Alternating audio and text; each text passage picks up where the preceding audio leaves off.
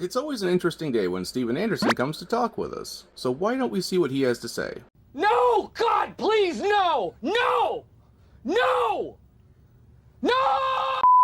And I don't think that yelling at your kids is an effective form of discipline. Wow, is this video actually going to start out with a decent take? A bullshit? A bullshit? A bullshit.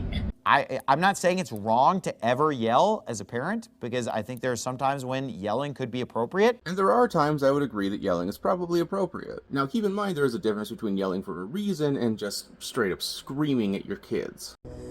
She's not a Christian! If you yell at your child to prevent them from doing something that might cause them, pretty great harm in the moment, that's appropriate. If you scream at and berate your children because they didn't do as well on a math test or something than, you thought they should, that is different. But that shouldn't be a regular basis, just your go-to discipline is yelling. Yeah, I think for once I might actually agree with Steven Anderson here.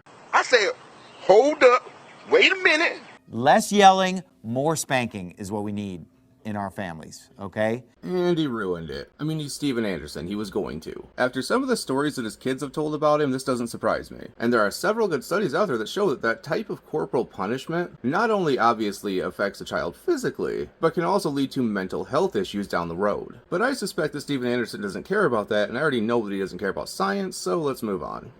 I'd rather not. Well, I'm just gonna ground them. I'm gonna take away privileges. I'm gonna yell at them. We've already covered the yelling thing, but those other things can be effective forms of punishment, especially when you couple them with an explanation. You should treat your kids like people, explain things to them and try to get them to understand. They're not just something that you own to be punished. But what does the Bible say is the best form of discipline? I know this one, especially when it comes to disrespectful children, and that would be stoning them to death.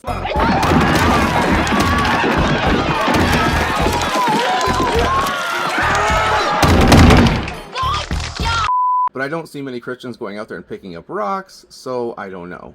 The Bible teaches corporal punishment, physical discipline. Yeah, the Bible also gives rules on how to own and treat slaves, so it might not be the place I take my parenting advice from. No. By the way, if you haven't heard it, you should look up some of the things that his kids have said about him, because a lot of the things that he says are going to make a lot more sense afterwards.